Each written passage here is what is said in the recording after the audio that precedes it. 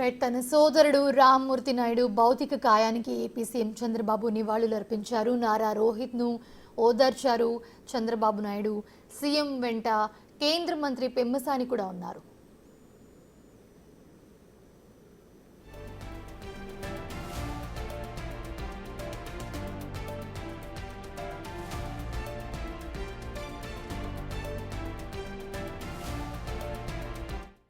రేపు నారావారిపల్లెలో రామ్మూర్తి నాయుడు అంత్యక్రియలు జరుగుతాయి. ఇప్పటికే ఏర్పాట్లను ఎస్పీ సుబ్బారాయుడు పరిశీలించారు. ఆదివారం ఉదయం 5 గంటలకు ప్రత్యేక విమానంలో రేణిగుంటకు, అక్కడి నుంచి రోడ్డు మార్గంలో నారావారిపల్లెకు మృతదేహం చేరుకోనున్నది.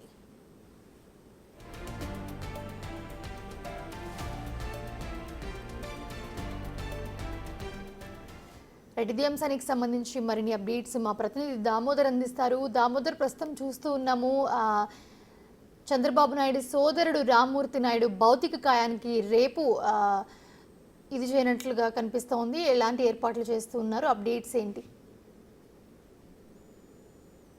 మోనిషా, నారావారిపల్లిలో రేపు సాయంత్రంలోగా ఏదైతే సీఎం చంద్రబాబు నాయుడు సోదరుడు నారా రామ్మూర్తి నాయుడు అంత్యక్రియలు పూర్తి కానున్నాయి. రేపు ఉదయం 5 గంటలకు బేగంపేట విమానాశ్రయం నుంచి ప్రత్యేక విమానంలో భౌతికాయాన్ని ఏదైతే తిరుపతి విమానాశ్రయానికి తీసుకొస్తారో అటు నుంచి రోడ్డు మార్గాన నారావారిపల్లికి తీసుకురావడానికి అన్ని ఏర్పాట్లు చేస్తున్నారు. దీంతోపాటు సీఎం కుటుంబ సభ్యులు, వారి సన్నిహితులు, నారా నందమూరి కుటుంబ సభ్యులు రేపు ఏదైతే నారావారిపల్లికి రానున్నారు. ముఖ్యంగా బాలకృష్ణతో అత్యంత ఆత్మీయంగా రామ్మూర్తి నాయుడు ఉండేవాడు.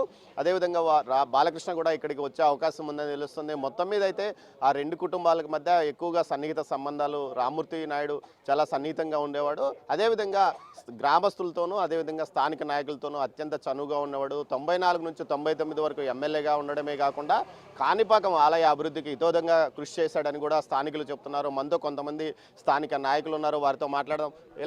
ఎలా ఉండేవాడు మీతో రామ్మూర్తి నాయుడు? రామ్మూర్తి అన్న మాకు యాక్చువల్గా అయితే ఆయన ఎమ్మెల్యేగా కాకుండా అన్నదమ్ముల్లాగా ఉండేవాళ్ళు. అభివృద్ధి కోసం అయితే ఎంతైనా ఉండేవాడు. అసలుకి అధికారులు అయితే మీరు అభివృద్ధి చేయాలి ఇక్కడంటే ఖచ్చితంగా చేసి చూపించేవాడు. అటువంటి నాయకుడు మాకు ఈరోజు లేదు. చాలా బాధాకర విషయం. అదేవిధంగా అయితే ఏది చెప్పినా కూడా ఆయన ప్రజల్లోకి వెళ్తే మీకు ప్రజల్ని అడిగేవాళ్ళు, మీకు ఏం కావాలి అని అడిగి ఎన్నో ట్యాంకులు అవుతాయి, రోడ్లు అవుతాయి. ఆయన టైంలో అయితే 94 నుంచి 99 వరకు అయితే మాకు మంచి నాయకుడు ఉన్నాడని చెప్పేసి మేము చాలా సంతోషించేవాళ్ళం. ఇప్పుడైతే లేని లోటు ఎవరు తీర్చలేనిది. పోతే ఏమంటే కాణిపాకం కూడా చాలా అభివృద్ధి చేశాడు. ఆయన టైంలోనే కాణిపాకం అనేది కూడా మా ప్రపంచ దేశాల్లో ఉండే తెలుగు వాళ్ళకి అందరికి కూడా తెలిసి వచ్చింది. కాబట్టి ఈరోజు నారా రామ్మూర్తి నాయుడు లేని లోటు ఎవరు తీర్చలేకుండా పోతాం. చాలా బాధాకరంగా కూడా ఉందని మేము తెలియజేస్తాం. మీతో ఎలా ఉండేవాడు? మాది రామచంద్రాపురం మండలం. మాకు ఒకసారి పుత్తూరు ఇన్ఛార్జి ఇచ్చారు అన్నగారిని. మాకంటూ కొత్త రోడ్డు ఒకటి ఇచ్చాడు. చెప్పతానే వచ్చి మా విలేజ్లో తానికొండ కేశవ నాయుడు ఆధ్వర్యంలో రోడ్డు అడగతానే దగ్గరుండి అబ్జెక్షన్స్ ఏం లేకుండా ఇచ్చి ఈరోజు తడుకు ఆర్ఎస్ రోడ్డుకి కనెక్టివిటీ ఇచ్చాడు. దానివల్ల మా ఏరియా మొత్తము ఆయన ఈరోజు చనిపోయినారంటే అందరూ బాధతో ఉన్నారు. చెప్పండి, రేపు ఏర్పాట్లు ఎలా కొనసాగుతున్నాయి? ఇది మార్నింగ్ ఎయిర్పోర్ట్కి తీసుకురావడం జరుగుతుంది. అదేవిధంగా ముఖ్యమంత్రి నారా చంద్రబాబు కుటుంబ సభ్యులందరూ కూడా రేపు రేణుగుంట విమానాశ్రయం చేరుకొని ఇక్కడ అంత్యక్రియలు పాల్గొంటారు. అదేవిధంగా రామ్మూర్తి నాయుడు మొదటి నుంచి కూడా నాకు తెలిసినప్పటి నుంచి కూడా రామ్మూర్తి అన్న చంద్రబాబు అన్న కలిసిమెలిసి ఉండేవాళ్ళు. ఈరోజు ఆయన లేని లోటు తీరనిది.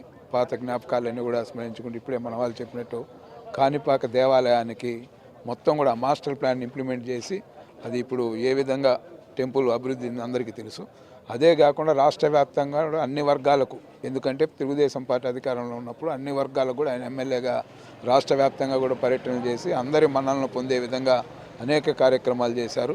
అదేవిధంగా ముఖ్యంగా చంద్రగిరి నియోజకవర్గానికి సంబంధించి అనేక అభివృద్ధి కార్యక్రమాలు చేయడమే కాకుండా అన్ని వర్గాల ప్రజల్ని కూడా మన్నలను పొందారు. ఈరోజు ఆయన లేని లోటు తీరనిది. అదేవిధంగా శ్రీ వెంకటేశ్వర స్వామి యొక్క మనోధైర్యాన్ని కుటుంబ సభ్యులకు ప్రసాదించాలని కోరుకుంటాను. మీరు చెప్పండి, ఎలా మీతో ఉండేవాడు? నేను చిన్న పిల్లవాడిని, రామ్మూర్తి నాయుడు కన్నా చిన్న పిల్లవాడిని. నాకు ఆయన భవిష్యత్తు రాజకీయాల్లో వచ్చిన ఆయన వెనకంటే ఆయనే నాకు అంత ముందుండి అన్నీ చేశాడు. ఆయన చనిపోయినప్పుడు నాకు చాలా బాధగా ఉన్నది. ఇదేమని నాకు చెప్పేదండి. మనిషా, ప్రతి ఒక్కరూ తమ బాధను వెలిబుచ్చుతున్న పరిస్థితి ఇక్కడ కనిపిస్తుంది. ముఖ్యంగా గతంలో తమతో ఎంతో ఆత్మీయంగా ఉండేవాడు. అంతేకాకుండా ప్రతి ఒక్కరి ఔన్నత్యానికి, రాజకీయంగా వారి ఎదుగుదలకు కూడా అంతే సహాయపడ్డాడని కూడా చెప్తున్నారు. మరోవైపు చెప్పండి సార్, రామ్మూర్తి గారు ఎలా ఉండేవారు మీతో, ఆయనతో మీకున్న అనుబంధం? రామ్మూర్తి నాయుడు చాలా సౌమ్యుడు అండి. రామ్మూర్తి నాయుడు గారు చాలా సౌమ్యుడు. మాకు 1978 నుంచి మాకు బాగా పరిచయం ఉంది. ఆయనకు 94లో టికెట్ వచ్చినప్పుడు కూడా కాళహస్తిలో ఉన్న మాకు రామ్మూర్తి నాయుడు గారి భార్య ఇందిర ఫోన్ చేయటంతో ఆయనకి మేము కాళహస్తి రైల్వే స్టేషన్లోనే ఆ విషయం చెప్పడం అయింది. అక్కడి నుంచి వచ్చి అయ్యప్ప మాలేసి ఇక్కడికి వచ్చి నామినేషన్ వేసి ఎమ్మెల్యేగా ఉన్నారు. ఎమ్మెల్యేనే కాణిపాకం దేవాలయం యొక్క అభివృద్ధికి ఎక్కువగా ఆయన శ్రద్ధ తీసుకొని చేశారు. తర్వాత ఆయన కబడ్డీకి కూడా స్టేట్ ప్రెసిడెంట్గా ఉన్నారు. స్పోర్ట్స్ అంటే కూడా ఇష్టంగా ఉండేది. వాళ్ళ అన్నకి ఎన్నో విధాల అండదండగా ఉండి ఇక్కడ ప్రజలకు కూడా ఒక అండగా ఉన్నాడు. గత 3-4 సంవత్సరాల నుంచి ఆయన ఆరోగ్యం సరిలేని దానివల్ల అందరితో కూడా కొంచెం కలిసి మాట్లాడలేని పరిస్థితి ఏర్పడింది ఆయనకి. ఈరోజు ఆయన మరణం అందరికి కూడా బాధాకరం. మొత్తం మీద మనం ఇంటి వద్ద చూడవచ్చు, వారి గ్రామస్తులు మొత్తం ఏదైతే రేపు ఎలాంటి కార్యక్రమాలు నిర్వహించాలి, దానికోసం ఎలాంటి ఏర్పాట్లు చేయాలన్న విషయం మీద చర్చించుకుంటున్నారు. అదేవిధంగా పోలీసులు కూడా భారీ బందోబస్తు ఏర్పాటు చేశారు. దీంతోపాటు మనతో శాప్ చైర్మన్, ముఖ్యంగా ఏదైతే రాజకీయంగా మొట్టమొదటి అడుగు రామ్మూర్తి నాయుడుతో వేసిన రవినాయుడు ఉన్నాడు. రవినాయుడుతో ఎలాంటి అనుబంధం ఉందో తెలుసుకున్నది. చెప్పండి, ఎలాంటి అనుబంధం మీకు? నా జీవితం, రాజకీయ జీవితం మొదలైంది ఆయన చేతుల మీదనే. విద్యార్థి దశలో నాకు పదవి ఇప్పించింది కూడా ఆయనే. రామ్మూర్తి నాయుడు గారు బిడ్డలాగా చూసుకున్నారు. నా చదువు విషయంలో అయితేనేమి, అదేవిధంగా నాకు మోటార్ బైక్ ఇచ్చింది ఆయనే, నన్ను బయట రాష్ట్రాలకు తీసుకెళ్ళింది ఆయనే, ఫ్లైట్ ఎక్కించింది ఆయన. అంటే ఒక బిడ్డకి ఏ స్థానం ఇవ్వాలో అంత స్థానం నాకు ఇచ్చారు. అదేవిధంగా చంద్రబాబు నాయుడు గారి దగ్గరికి, పెద్ద ఆయన దగ్గరికి తీసుకెళ్ళి బాగా కష్టపడతారని చెప్పి ఆ రోజు తెలుగు విద్యార్థి అధ్యక్షుడిగా కూడా ప్రపోజ్ చేసింది కూడా రామ్మూర్తి నాయుడు గారు. ఆయన ఈరోజు మరణించడం చాలా బాధాకరం. నా జీవితంలో బాగా గుర్తుపెట్టుకొని నేను రుణపడి ఉన్న వ్యక్తుల్లో నారా రామ్మూర్తి నాయుడు గారు మొదటి స్థానంలో ఉంటారు. ఈరోజు ఆయన ఇటు నాకే కాదు, ఈ నియోజకవర్గంలో 20 ఏళ్ళు రాజకీయంగా దూరంగా ఉన్నా కూడా ఇప్పటికీ ఆయన అభిమానిస్తున్నారు, ప్రేమిస్తున్నారు. ఆయనకంటూ ఒక వర్గము, ఆయనకంటూ అభిమానులు ఉన్నారంటే ఆయన చేసిన సేవ, ఆయన చూపించిన ప్రేమ, ఆయన హక్కుని చేర్చుకుంటాడు. ఎవరన్నా కష్టమని పోతే ఆ కులం ఈ కులం అని చూడాల.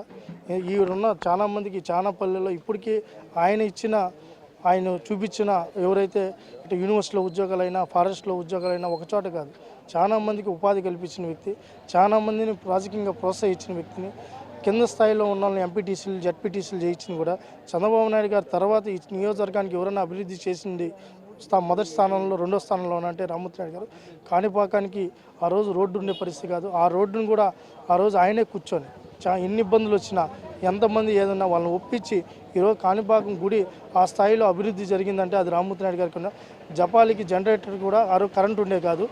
కొండ మీద జపాలికి కూడా జనరేటర్ని చెన్నై నుంచి తెప్పించి సొంత డబ్బులతో జనరేటర్ని పైకి 10 రోజులు అక్కడే పడుకొని కట్ల మీద పైకి తీసుకొని వచ్చి, స్టెప్స్ కూడా లేకపోతే 10 రోజులు ఆయనే మనుషులు పెట్టి పైకి తీసుకుని ఒకటి అనుకుంటే అది చేసేస్తారు. ఆల్ ఇండియా కబడ్డీ చైర్మన్గా మొట్టమొదట మహిళలకు, ఆడబిడ్డలు కబడ్డీ ఆడిపించాలని చెప్పి నిర్ణయం తీసుకుని కూడా ఆయన ఆధ్వర్యంలోనే కబడ్డీ పోటీలు కూడా ఇదే తిరుపతిలో 1998లో ఆ రోజు పెట్టడం జరిగింది. తర్వాత నేషనల్ స్థాయిలో ఏషియన్ గేమ్స్ జరిగినప్పుడు, అదేవిధంగా బంగ్లాదేశ్లో మన గోల్డ్ మెడల్ కూడా ఆయన సమక్షంలోనే, ఆయన ఆధ్వర్యంలో ఆల్ ఇండియా కబడ్డీ చైర్మన్గా ఉన్నప్పుడే ఆ గోల్డ్ మెడల్ కూడా సంపాదించిన. ఒకటి కాదు, ఈరోజు చంద్రబాబు నాయుడు గారికి తమ్ముడుగానే కాదు, ఆయనకంటూ ఒక సొంత మార్కు కూడా తీసుకుంటానని జరిగింది.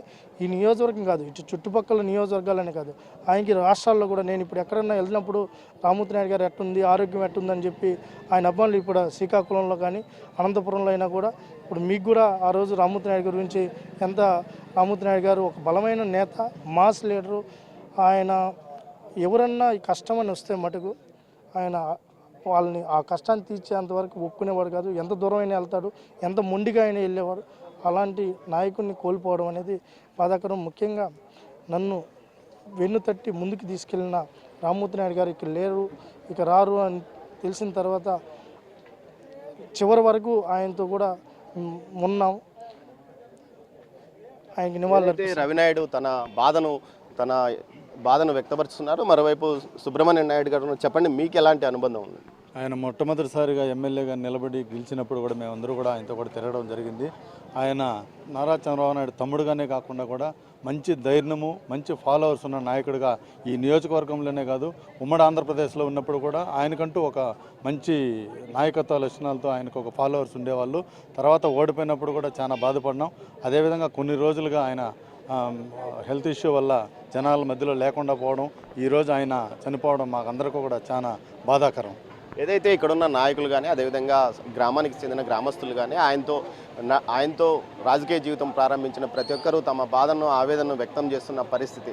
ఏదైతే చంద్రబాబు నాయుడు సోదరుడుగానే కాకుండా తమకు అండదండలు అందించిన నాయకుడిగా, తమకు రాజకీయ జన్మ ప్రసాదించిన వ్యక్తిగా వీరు కొనియాడుతున్నారు. అలాంటి వ్యక్తి మరణం తమకు తీరని లోటని చెప్తున్న పరిస్థితి. రేపు ఆయన అంత్యక్రియలు రేపు జరుగునున్నాయి. ముఖ్యంగా తెల్లవారుజామున 5 గంటలకు అక్కడ ఏదైతే బేగంపేట నుంచి ప్రత్యేక విమానంలో మృతదేహాన్ని భౌతిక దేహాన్ని ఇక్కడికి తీసుకొచ్చిన తర్వాత ఇక్కడ ప్రజల సందర్శనార్థం ఇంట్లో సాయంత్రం 3 గంటల వరకు ఉంచుతారు. ఆ తర్వాత అంత్యక్రియలు నిర్వహిస్తారని తెలుస్తుంది. ఇందుకోసం లోపల ప్రత్యేకంగా ఏర్పాట్లు చేశారు. కలెక్టర్తో పాటు అటు ఎస్పీ, ఇదేవిధంగా తిరుపతి నగరపాలక సంస్థ కమిషనర్తో పాటు ఇతర ఉన్నతాధికారులు ఇక్కడికి చేరుకొని ఏర్పాట్లు పర్యవేక్షిస్తున్నారు. అదేవిధంగా ప్రభుత్వ లాంఛనాలతో రేపు ఆయన అంత్యక్రియలు జరుగుతాయని అధికారులు చెప్తున్నారు. మోనిషా,